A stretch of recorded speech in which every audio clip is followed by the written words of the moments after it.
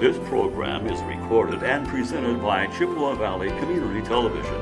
The audio for this program can be heard on WRFP LP 101.9 FM. Community Television and the Chippewa Valley Sustainable Future Festival, Fermentation as Food Preservation, a traditional food art form. Good morning, everybody. It's my pleasure to introduce Noelle Croplin. And she's passionate about living creatures, from the microbial, I can hardly say it, to megafauna. She grew up on a farm in the Chippewa Valley and returned nearly 4 years ago to plant her roots. Nearly every step of her life has incorporated food and agriculture. When she took a course based on the principles of the Weston A. Price Foundation, Noelle became hooked on fermentation. She currently wanders the North Woods with her dog, is the operations coordinator at Just Local Food Cooperative, gardens, ferments, and generally enjoys life. Please welcome Noelle.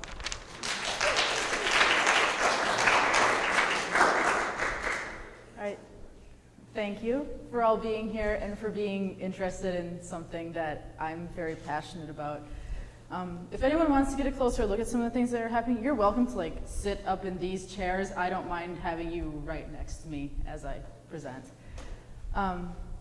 So I'm here today to talk to you about an ancient traditional form of food preservation, something that doesn't require any external heat inputs, or it doesn't need to be frozen. It's just something that you can use your bare hands and basic tools and then put into a cold cellar or your basement, or if you have a refrigerator, one of those.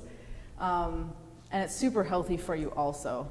And just so you know, I'm not a microbiologist and I'm not a healthcare practitioner. So if you have questions about those sorts of things, I'll do my best to answer them, but that isn't my background. Instead, I basically do this because I enjoy it, because I like having lots of jars of living things in my kitchen, and it tastes really good, and it just adds a whole new range of flavors to the food that I'm eating. So I guess first of all, what are some examples of fermented foods? What do you all know that can think of that are fermented? Sauerkraut. Yes, sauerkraut. What was that? Pickles. Yes, pickles are. Though pickles that you buy that are in vinegar, they're not actually fermented. So if you go through the process of using the Lactobacillus culture, that will create its own vinegar. But the ones that you're just doing in canning that are in vinegar are not actually fermented. But there are pickles that are lacto-fermented also. What else? Kimchi, yep. Kefir, yeah, kefir, kombucha, yep. And even things like cheese is fermented.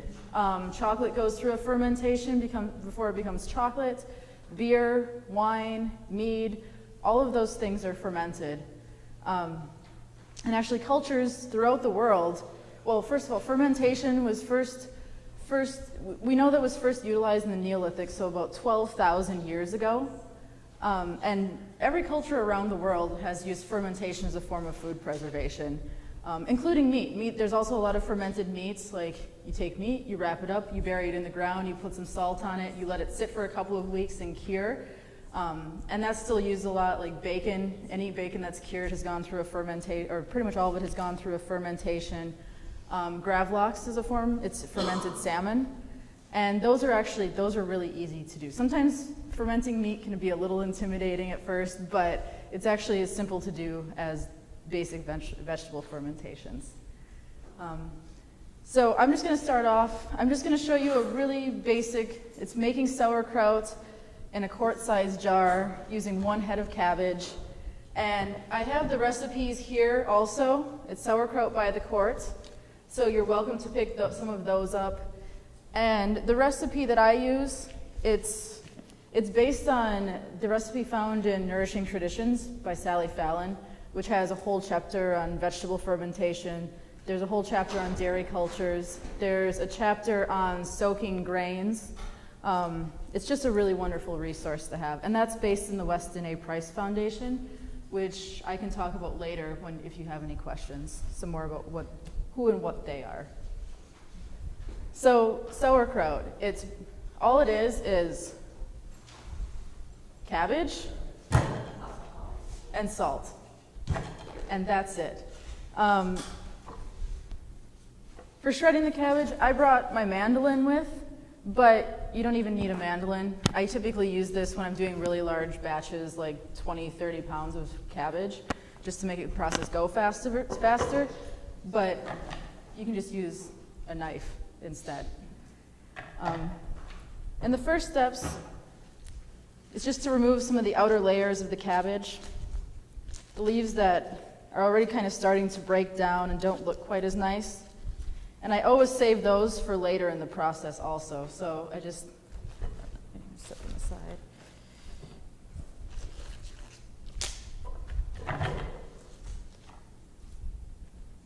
And then the next step is just cutting out the core.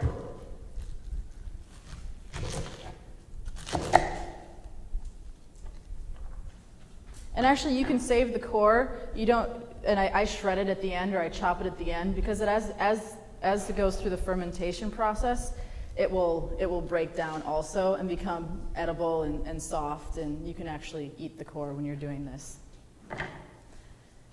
And in terms of washing this before you use it, you can rinse it, but the fermentation process, so does anyone know what fermentation process is or how that works? Or what's actually happening as it goes through a fermentation? It's got a digestive area. What was it? It's pre-digested. Yeah, exactly. Microbes come in and they do the work, basically. Yeah, and so the microbes that are doing the work are called Lactobacillus. It's a Lactobacillus culture, which is also found in dairy products. And they're a form of healthy bacteria that's found in the gut. And with the modern Western diet, unfortunately a lot of those gut bacteria, and with the prevalence of antibiotics, they get broken down.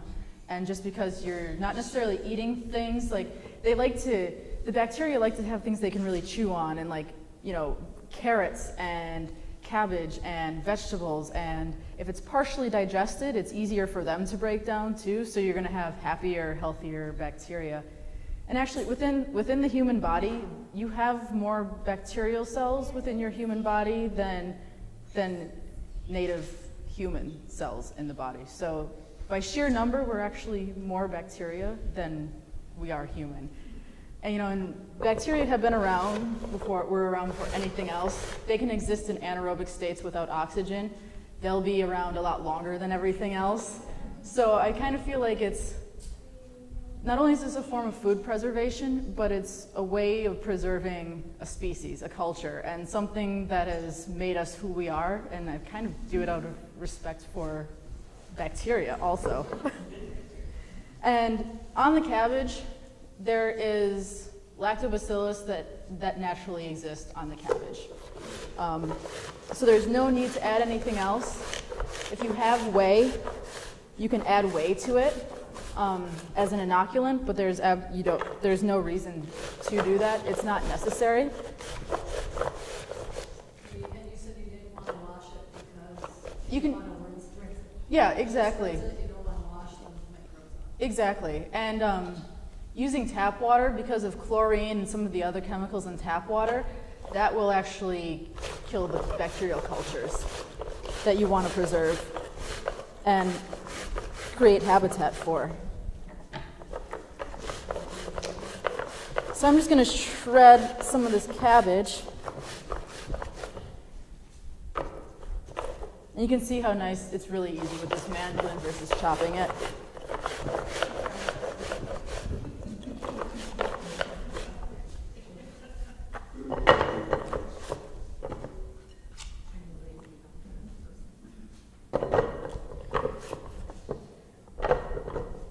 And there's a little bit left in here. I'm just going to chop this up and then add it in.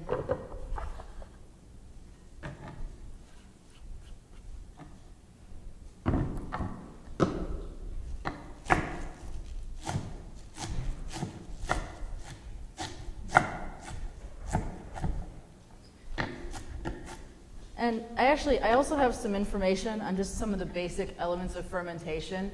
The basic ingredients you would need, not only to do this, but any sort of fermentation, from water, salt, if you want to use an inoculant or not, as well as different vegetable combinations you can use. And I couldn't find the file this morning, but I do have a list up here, and I can email it to people later if they're interested. So for a half a head of cabbage, for one size quart, I will actually probably need a little bit more cabbage than this, but I'm just going to start with this for now versus shredding the whole head and taking up more time, because I'd rather show you the whole process right now.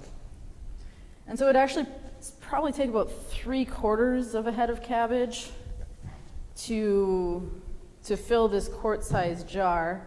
And for that amount, you want to use, I use about a tablespoon of salt.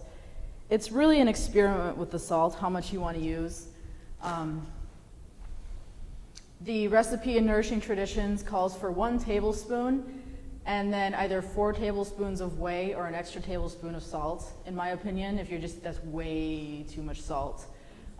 You really don't need to use any salt when you make sauerkraut, but you're going to end up with a mushier sauerkraut that isn't as appetizing. It must be canned salt, Scoby or? No. It can. I use kosher salt. You can use any sort of sea salt. Iodized salt? I've used iodized salt before, and it actually, yeah, it's worked. It doesn't work as well. I actually add seaweed in sometimes, which is adding iodine to it also. Instead, I'll use like a Celtic sea salt and then, or a kosher salt, and then add some seaweed in later to get some iodine in there too. But you really want to stick with, I would recommend not using iodized salt. Use sea salt or kosher salt or something like that. So it's just cabbage and a tablespoon of salt, and that's all that's in the bowl right now. And then the fun part is using your hands, and it really is a hands-on activity. And I mean, you want to wash your hands. I don't sterilize anything. I just make sure it's really clean before I use it. I wash it really well in hot soapy water, but I don't sterilize anything. And then wash your hands really well also. And then you just start kneading it. And the salt is going to do a couple of things. By kneading it and with the salt in there, it's starting to break down the cell walls in the cabbage. And all of the liquid that is in those cells is going to start to release. And the fermentation, it needs to take place in an anaerobic state, which means that it shouldn't be exposed to any oxygen. So it should be completely submerged in liquid. And by doing this, the kneading process, as long as it's not like an old or really dried up head of cabbage, which you can still ferment, but you may not get enough liquid to completely submerge the cabbage. But this one... I'm just noticing how much it's breaking down. Yeah. Amazing. And it happens really quickly, too. And you can't hear it, but it's making kind of a crackling noise as I do it. Yeah, so you can see. And you can see there appears to be far less cabbage in the bowl now than when I started also. It's already cooking down in its own way. Yeah, exactly. It's Can you use red cabbage as well? Yeah, yes, definitely. You can mix them, you can use red cabbage, you can use any vegetable you want. I actually brought with some scallions that I like to add in. I mean, you can add in scallions, carrots. I've added beets. Apples are really good. Dill's really good. Daikon radish is good. Yep, cumin. You can start adding herbs in there. Like cumin is nice. Yeah, you can do onion. I prefer to do the scallions in there. I found they ferment better, and onions get a little. Some things get kind of gross when they're fermented, like broccoli. Like you don't want to ferment broccoli. Yeah, you're just going to turn too much. I've added kale in. What else? Kohlrabi. Sugar? Can you put a little sugar in? You could add a little bit of sugar in there. The thing with sugar is that you might get too fast of a ferment, and then it's going to end up almost getting kind of an alcoholic flavor, like an alcohol flavor. So, yeah, and you probably want to use something like apples. If you want a little bit sweeter, I would recommend putting some apple in there instead. The Bavarian style kraut is quite sweet. Do they have sugar? How about Swiss chard? Have you ever put Swiss chard in there? No. I have excess of it this year. Yeah, I feel like things like kale's more hardy and a bit thicker, so it doesn't break down quite as much. Juniper berries are really good in sauerkraut also. Juniper berries are one of my favorite things to add in if you can find them. But you can see this bunch of scallions has seen better days, but it doesn't matter because it just means that it's that much closer to breaking down. And you can still, I should have brought another box to sell this stuff in. If you use these, would you peel them first and then just shred them up? Beets? You don't. I wouldn't even peel. I wouldn't peel them first. Just rinse them off. Rinse them off. And when using beets, I use them actually more for color than anything else. Okay. I don't add a lot of beets in. And if you do use beets, because they have such a high sugar content, you want to leave them in larger chunks. Because if you shred them, you're going to expose more surface area. And like adding sugar in, it's gonna be too fast of a ferment, and you're gonna end up with an alcohol instead of something really tasty.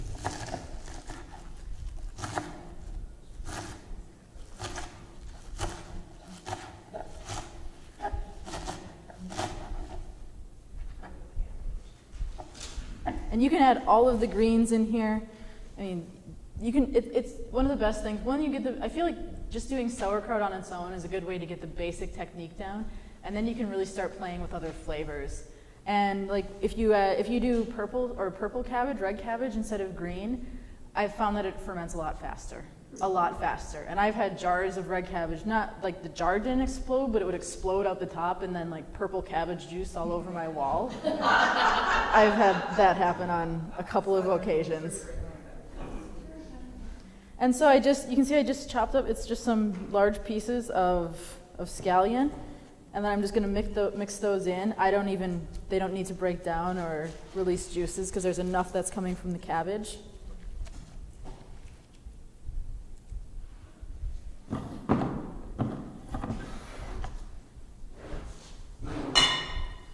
And then it's just a matter of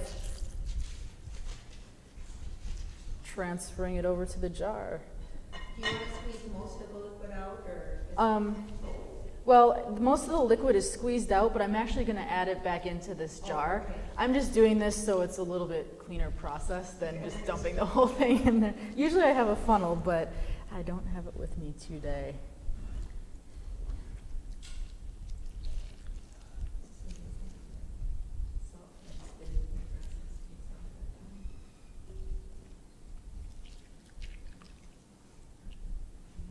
And then once you have it in there, you want to push it down and get as much of the air out of it as possible.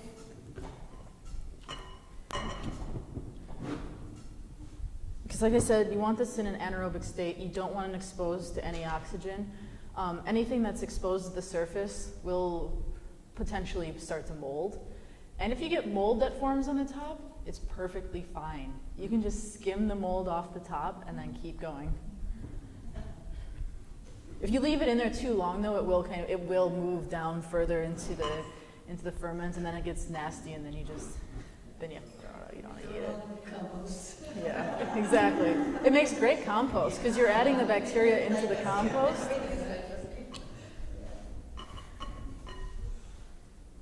Okay, I'm gonna try and not make a total mess of this.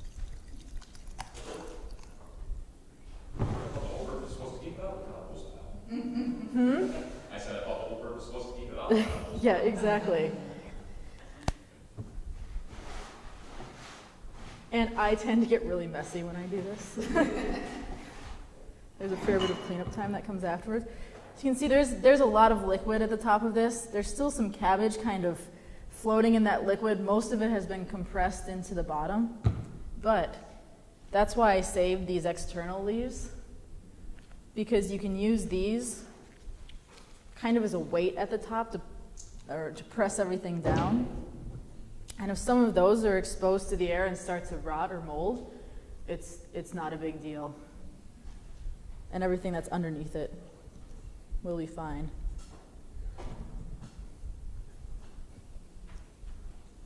And so you can, I don't know if you can see it, but now at the top there's just the leaves that I pushed down, and then there's just some relatively particle-free liquid floating around at the top. And you can see I also left a little bit of headspace in there because it will expand. I mean, it's going to start to, as the bacteria break down the sugars that are present on the in the cabbage, they will start to give off gases, and that will cause everything to expand. And so every once in a while, it's helpful to go in and just like push it back down if it starts to expand too much. So how much headspace do you leave? About an inch, inch and a half? Yeah, about like that. From the very top, that's about an inch. Typically, that's good enough. It depends on, I'd say it depends on what you're fermenting. Something like red cabbage, I'd leave a little bit more headspace. Anything with beets. Yeah, anything with beets, you want to leave. Or carrots, maybe a little more. Yep, anything that's sweeter, you want to leave more headspace with. Can you push it down with like a wooden spoon, or should you use your hand? No, you can use a wooden spoon. You don't want to expose it necessarily to anything reactive, so nothing metal. And even when I would put a lid on this, I typically put I have lots of cloth napkins in my house, and I put those over top with the ring, and that way it can breathe too. Yeah, you don't want to totally seal it because it will expand and it will be giving off gases, and you don't want to put anything reactive next to it either because it's creating an acid and it will break some of that down. Can you talk about using saran wrap when you store it in the fridge? Like put saran wrap over it and then use your metal lid in your ring. Yeah. Because if you just store it in your fridge for a few months with just the metal lid in the ring, it starts to corrode.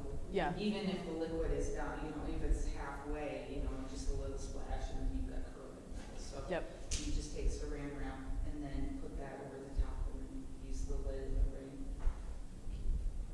Mm-hmm. So, and then this is it. Like that's all there is to it. And then this you would just let it sit on your counter for 2 to 3 days. The first couple of times around, if you haven't fermented vegetables before or done some of these fermentations, I recommend trying it every day, trying a little bit every day, just to see how it progresses. And then a lot of it's by personal taste. Once it gets to a level of tartness that you like, that you appreciate, that you enjoy, then you move it into cold storage, because once it's in cold storage, it's going to slow the fermentation process way down. And then it develops some of its more subtle flavors the longer it sits in cold storage. But yeah, that's it. That's the basics of just sauerkraut. Noelle, could you just repeat again what you put on top? Because I get like saran wrap, the metal thing, the napkin, So recap what you put on top there to prevent corrosion, to allow breathing, etc. So when it's just sitting out on your table, before it goes into cold storage, I put something that's breathable on there because it's going to be, especially when it's really warm out, like 70, 80, 90 degrees during the summer, just a clean cloth napkin over the top, because it's going to prevent, first of all, it's going to prevent any insects or anything unwanted from getting in, and it can breathe, it can actually off gas. But then once you put it into long-term storage, cold storage, that's when you would want to put like plastic wrap or something over the top and then put the ring over top of it, because it's not going to be off-gassing as much. And if you have it in your refrigerator, it will take on the flavor of other things in there, so it'll prevents your sauerkraut from taking on the flavor of other things. And then because the metal will corrode, you don't want to use metal on the top of it if it's in long-term storage also. Is that? Yeah. Okay. So the saran wrap stays in long-term storage. Yeah, and you can, I change it every once in a while. I check it and change it.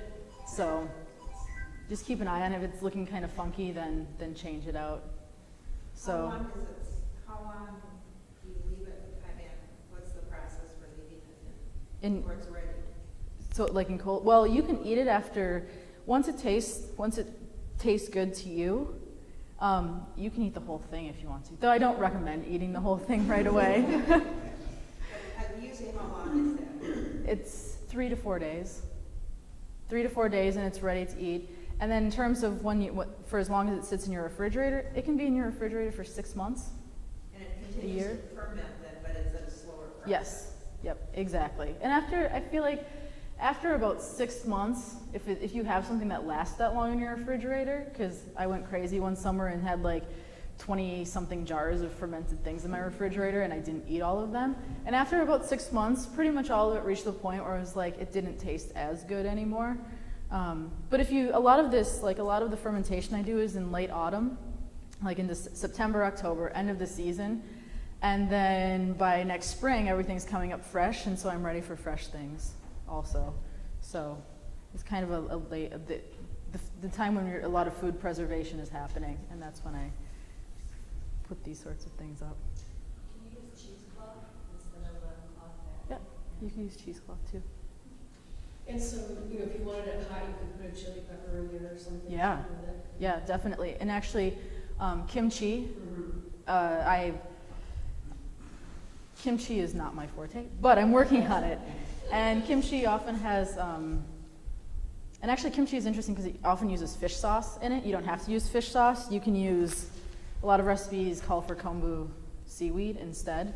So that's an option. And then it also has like a chili powder, chili paste in it that's actually special to kimchi, but you can use hot pepper flakes in there. You can use, you could throw a whole jalapeno in there if you wanted to. So either of those things work also. Curtido, which is a Latin American or Mexican kind of version of sauerkraut. It has carrots, cabbage, and there's a little bit of heat in there also. I'm not sure what kind of pepper is used in Curtido typically, but that one has a little bit of heat. And like I said, this is a process that it happens all over the world. So even when you get to dairy fermentation, someone mentioned kefir, and then there's yogurt, and in Sweden there's veal milk, yes. And so and the only difference between all of those is the type of bacteria, the type of cultures that are in the product. And it just depends on where it originated. So making sauerkraut in west central Wisconsin, you're going to get different cultures in here than making sauerkraut in Texas. Just because we have a different climate, we have different soil, we have different, It's like just sourdough or something, it changes. Exactly, and part of it does, and that's why San Francisco has better sourdough than anywhere else in the country because of their climate and because of the bacteria, and it's just the right combination of things that gives them better sauerkraut. Whereas in this region, I have yet to find a decent sourdough. Like we just can't get the cultures going. It seems like. Does anyone have any other questions about the sauerkraut? Yeah. Well, one more question about the cold storage. Yes. Does it have to be a refrigerator, or can it be like a fruit room in your basement or a crawl space? Okay. Yep. What temperature should it ideally be at? Or not be at? Ideally below 50 degrees. Okay. Because any above that, and I think it's just going to keep going, fermenting too fast, and it's going to get mushy also. And below 50 for sure. If you can keep it like between 32 and 40, that's even more ideal. Something at a lower temperature, but I'd say like 32 to 45. Sometimes I get fermented products. I notice more with pickles. They get this little white scum on them in the refrigerator. Is this like a serious problem? Unless, it could be mold, but it could just be a yeast too, because a lot of times that white scum that builds up on the top is just a buildup of yeast. And just recently, in doing more research and talking to some more people, it seems it's actually kind of common that you get that buildup, and it's just a layer of yeast that sometimes forms on the top too, especially after it's been sitting for a while. So you just skim it off? Yep. Just skim it off and then move on. Exactly. And I actually have a couple of other things here, which I have a jar of pickles that's fermenting on my countertop right now, but I forgot to bring it with me. And I actually use kombu seaweed in that. And what else? And dill. And I think I threw some Hungarian hot wax peppers in there also. So, and those have been, and they're actually cucumbers that were like about, I don't know, 1.5 inches in diameter. And so those have actually been sitting on my countertop for like a week and a half. And they're still crunchy, which is pretty cool. And and I've been tasting them occasionally, so they're slowly developing that pickle flavor that you're looking for, that vinegary, and with the crunch, but it's taking a while, so it's been interesting to go through that process. This is a jar of Beet Kvass, which is a fermented beet juice. And there's pretty large chunks of beet that are on the bottom.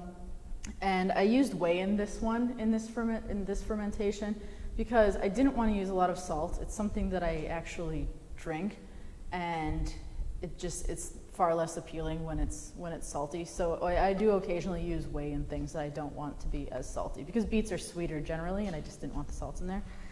And I've actually had this fermenting on my countertop for about 2 years. And I'm not quite ready to tap into it yet. So it's just beets and water, but I always use spring water or filtered water. Like I said, tap water, the chlorine and other chemicals in it, that's going to kill all the bacteria, and you're not going to get the ferment. And you can see there's no mold on the top. I did not put this through a hot water bath. This is not sealed, and there's no mold on it, and it's been going for about 2 years now. Though I had another jar that I had going for about 1.5 years. I opened it and I drank some of it, and then I let it sit out, and within a day it had mold forming on the top of it. So, even in this container, and I haven't had this in cold storage either. It just kind of sits out. Though I did try some recently, and actually you had some also, and it was super tart. It was really tart. A little challenging to actually drink at this point, but it makes a really nice salad dressing. And so there's other options, salad dressing, or if you wanted to do like a quinoa salad. I've actually done tabbouleh and used this in the tabbouleh that I've made. And it adds a really beautiful color as well as a nice tangy flavor to it. Or even club soda. Yeah, exactly, club soda. And someone mentioned kombucha also. Is everyone familiar with kombucha? Is there anyone who hasn't heard of kombucha? No? Okay. Kombucha is a fermented black tea. Well, traditionally it's a fermented black tea. And you steep some black tea and add some sugar in. And then you add in, this is just a small one. I have one that's much bigger at home. But this is a Scoby. And so it's a symbiotic colony of bacteria and yeast. And you add this into a sweetened black tea, and it breaks down the sugars and forms various acids, a lot of which are actually found naturally occurring in the human body. And you end up with this tangy, sort of vinegary flavored drink. And it has a lot of bacteria in it, so it's utilized as a probiotic. You can add fruit juices into it if you don't like the vinegariness of the kombucha itself. I've mixed it with other things. I actually make fermented ginger ale, and I recently made a concoction which I combined some kombucha, citrusy, like a lemon kombucha, and ginger ale, and some orange peel. There was orange peel in there also, or orange zest, and it was really quite wonderful. And so it's an interesting creature. There have actually been studies in which, I'm going to put him back in his. Does it stay in there till it's gone, or will it all dissolve? No, it actually grows. Oh, it grows. Yeah, I have one at my house, and it's about this thick and this big around. And as it ferments, it actually reproduces.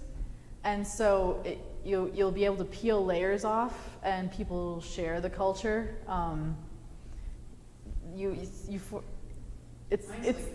Yeah, I know some people who have like really thick ones. I just started. It's called a continuous fermentation of kombucha. So I have like a gallon-size iced tea jar, and I just make some black tea with sugar, and I throw it in there, and then I throw the Scoby in there, and it just hangs out, and it just keeps growing and growing and feeding, and every once in a while a new one forms on the top, and then I skim it off and I give it to someone else. Kind of like a sourdough, like a starter. Yeah. It's like a starter. Yeah, yeah. So, and does it have caffeine in it after it's fermented? Not much. I think mostly, I don't think, that's a good question actually. I think that a lot of the caffeine breaks down, but I'm not 100% sure. Does anyone else know that who has made kombucha? I'm not sure offhand. That's good. You know that you add a lot of sugar, but the sugar breaks down. The sugar So breaks when down. the drinking isn't actually sugary. Yeah, but exactly. you do have to put a lot of sugar in it to feed the Scoby, but I don't know about the caffeine. Yeah, and you can use other sweeteners too, not just sugar. You can use maple syrup. You can use honey, although sometimes honey will prevent the bacteria from multiplying too fast. I have a question for you since you just walked in. Do you know if in kombucha, if there's less caffeine after it goes through the process? Okay. This is Gordon. He's actually, I work at Just Local, and one day he came into Just Local carrying a box with like 18 different varieties of kombucha in it, using coffee, black tea, rooibos tea, I think there was oolong tea in there, and then a lot of different herbs added in and different flavors too. And there were some really awesome ones in there. So if you have questions about different flavors for kombucha, he's the person to talk to.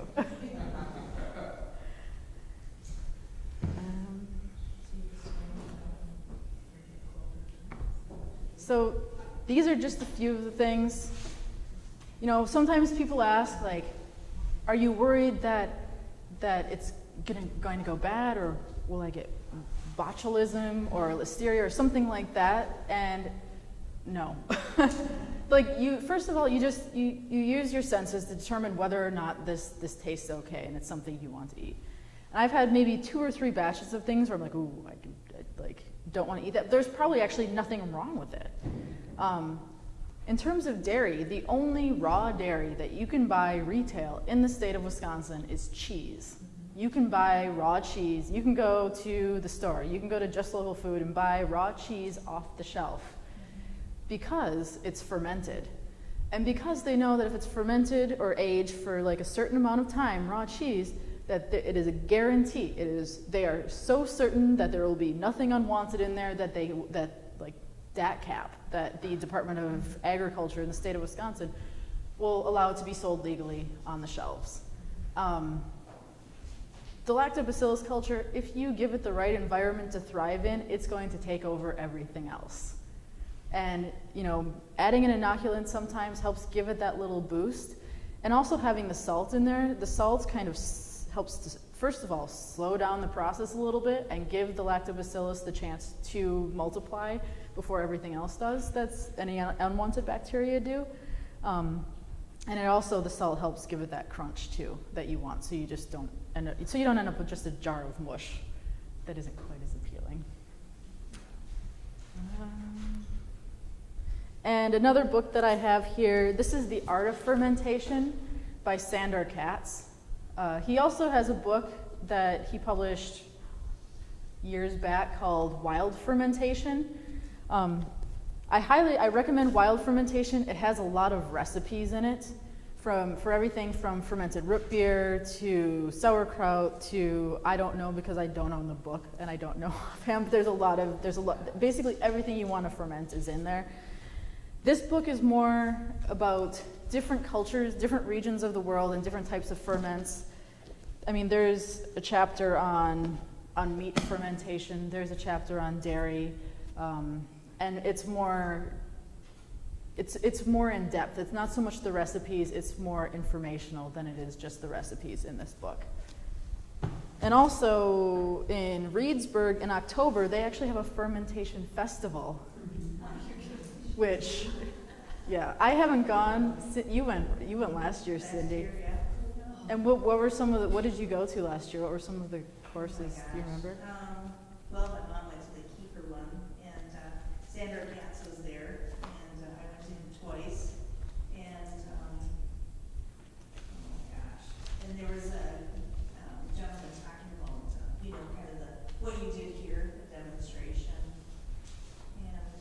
Yeah, and just looking at this, there's everything from winemaking to wheat doughs or wheat breads and sourdoughs, cheese making, how our microbiota can help us remember who we are,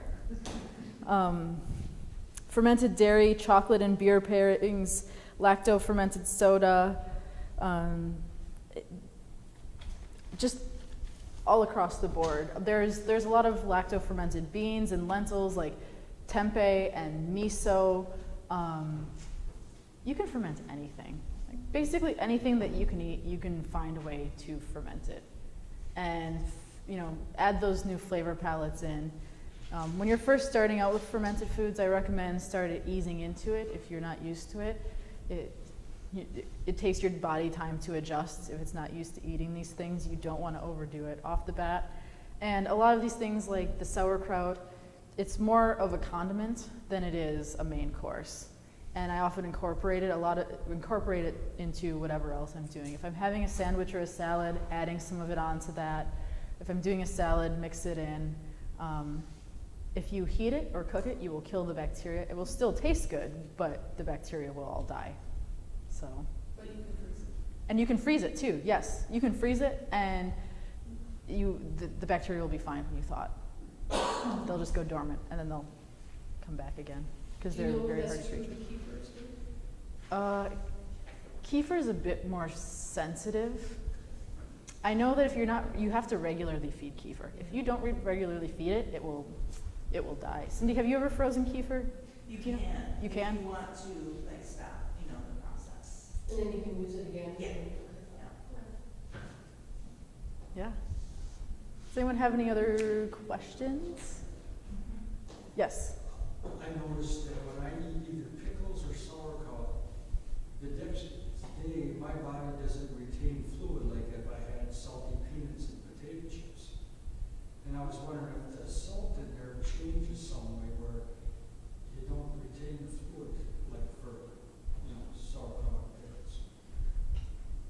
I don't know offhand. Yeah. Yeah, I don't know offhand. So it's something I could look into further. I have a sheet up here where you can sign up. And going into fall, I'd like to do some I'll be organizing a couple of different things, one of two things. One is just a group of people who want to get together and ferment and learn about fermentation, because this is a community that's growing quite rapidly in this area. When I'm originally from this area, and then I moved away for a while, and I moved back here in 2009, November of 2009. And when I came back, I had like a box full of kombucha Scobys, and I posted it a couple places online saying, "Oh, I'm giving these away. Does anyone want them?" And I got a boatload of responses that said, "What is that? What is that?" And now everywhere I go, I'm meeting more and more people who either know about it, are doing it, or have a growing interest in it, or are coming in, because, working at Just Local Food, we get lots of people coming in who are interested in these sorts of things saying, "I want to learn more about this. Where can I learn more about this?" So starting workshops and starting just discussion groups for people to get together and start sharing this information, because there's so many different techniques and there's so many different ways of doing things, and every time I start talking about fermentation with someone else who's actually practicing it a lot, I learn something new every single time, and it's fun and it's exciting, and you get to work with living organisms that don't always get the respect that they deserve in our society. So, and I also, the nice thing is, like I said, at the end of the season, or you have things in your refrigerator that don't look so hot and you don't know what to do with them, you can ferment them. And I have the Farm Fresh Atlas, which has a list of different farms in the area. There's the farmer's market. Like I said, I work at Just Local Food, and we always have some really interesting things in there. We just got some jicama, which we've never had before, and so I want to try fermenting with jicama. I think that'll be, it should be interesting. Yeah, exactly. We're just adding it in for that little bit of extra sweetness into something. And I have cards with my phone number and my email up here. Otherwise, you can find me. I'm always at the store, or I'm at the community garden, typically one of those two places. Otherwise, I have information up here. I'm open to talking about these things pretty much all the time. You can call me or email me, and I will email or call you back as soon as I have the chance to, which it's sometimes a week, but it's nothing personal. It just takes me a while to get to those things. And like I said, I also have the sauerkraut by the quart recipe up here. And if you're interested in just the basic information on fermentation that I have, like the basic ingredients you need, the basic like what temperature range you want to use, you can sign up here and I will email that to you once I locate it again. But, oh, and I also have some sauerkraut. I didn't bring anything that I've made with because of health code regulations. I can't just bring the stuff from my kitchen in here and share it with all of you. So this is Bubby Sauerkraut. It's made in San Francisco, I think. It's San Francisco based. Yes. But it is a living culture. It doesn't have any sugar or vinegar or preservatives in it. So you're welcome to come up and try some of this also, if you would like. And yeah, if there's no other questions, thank you. Or did you have? I was just going to ask, all right, so you're basically saying that if you're going to make sauerkraut instead of, traditionally homemade sauerkraut that I've had, people heat it up and serve it with brats or whatever. It's better to serve it cold or at room temperature, otherwise it will. It's completely up to you. Because you said something about killing the bacteria. Yeah. Go ahead. No, you can heat this up. If you want to, you can can it too, but you have to heat it up, and then you're going to put it through a hot water bath or into a pressure canner. That will kill the bacteria. It's a personal preference. If you want the living cultures, then you don't want to heat it. But no, so like when it's ready, and if you just want to serve it warm, that's okay. I mean, you're just talking about the process itself will stop. Yeah, exactly. And some people do eat it for the probiotic qualities. And if you heat it, you won't have those probiotic qualities, but you'll still have the flavor. Yep. I just noticed you have is it a stainless fork here on there? If you're serving yourself, because it's in metal, if you use stainless, it's not a problem. Would you recommend not using metal? No. When you're eating, it should be fine. It's just if it's going to be in contact with it for an extensive period of time, or even I shouldn't have this lid on here because it has been giving off gas, and so it probably has been corroding a little bit on the inside of this. It's just if it's going to be in long-term contact, like just using a fork, that's fine. It's not gonna be in contact long enough to actually start to corrode this fork. So you'll be okay using it for just that time period. Yep. Yes. That thing that was painted clearish, that was look like frog gates. Uh-huh. How do you spell that, and where exactly does that come from? Kombucha is spelled K-O-M. No. B-U-C-H-A. And it's a Scoby, S-C-O-B-Y. And in terms of where the kombucha Scoby originated, I've read that it originated in Russia. Russia, Mongolia, China, somewhere in there. No one seems to know how it actually came to be an organism, or where it historically was located. And there have been studies, maybe I mentioned, sorry, I don't remember. There have been studies in which scientists have actually tried to inoculate it or put the cultures, the individual cultures that you find in a Scoby, into the sweetened black tea, and it has to be in this form in order for the process to work. If they're not in the colony and they're just individual cultures going in together, it doesn't work. It has to be in that form, in that organism. And then people trade them, people give them away, people share them. If you're ever interested, I can find you one. You can grow them too. Yeah, you can. Information online about how to grow them. You can just buy, you can buy kombucha. You could buy like GT is the main name, the brand name of kombucha right now. You can buy just GT Original, and without any of the flavors or juices added or anything, and you can just put it in a non-reactive bowl and throw a towel over it and let it sit for a week or two, and you will have your own Scoby. So you can actually buy one in the store too, and create and have your own Scoby from that also. You're welcome. Noelle, thank you so much. You're welcome. This program was recorded and presented by Chippewa Valley Community Television. Chippewa Valley Community Television is made possible by continuing community support. If you would like to volunteer or make a donation, you can contact us by calling 715-839-5067 or on the web at www.cbctv.org.